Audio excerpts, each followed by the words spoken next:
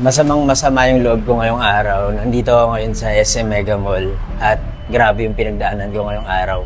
Story time. Kailangan ko kasing pumunta dito ngayong araw at sobrang lakas ng ulan. Pag pupunta kasi ako sa SM Mega Mall, gusto ko lang na nagko-commute, nag-MRT or nagte-train. Bababa ako sa may Ortigas Station, tapos lalakarin ko lang. Sobrang dali lang at sobrang mura pa. At yun naman talaga yung plano ko ngayong araw. Kaya lang, paglabas ko ng bahay, grabe yung nadatnan ko. Ako nga pala si Buji at mahilig ako mag-story time. Kung di nyo pa ako pina-follow i-follow nyo na ako.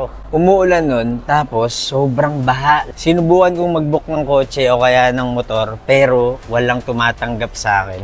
Tapos sobrang taas ng charge nila. Hindi ko matanggap. Hindi rin ako pwedeng lumusong sa baha kasi kailangan tuyo ako sa pupuntahan ko. Presentable ako kahit papano. Kaya umuwi na lang ako, tapos kinuha ko yung kotse. Napilitan akong magmaneho. Siguro sasabihin ng iba, napaka-privilege ko na kaya kong mag-drive.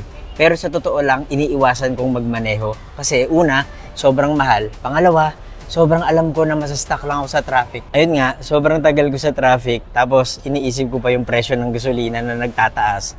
Tapos iniisip ko din kung aabot ba ako dun sa event ko kasi nga parang hindi gumagalaw yung mga sasakyan. Matagal na nating alam na kapag umuulan, sobrang hirap kumilos, lalo na sa mga syudad. Pero yun na nga ang tagal na nun, bakit wala pa ring solusyon hanggang ngayon? At the end of the day, talo ang mga commuter, talo yung mga namamasada, talo tayong lahat. Pati ako na merong sasakyan, talo.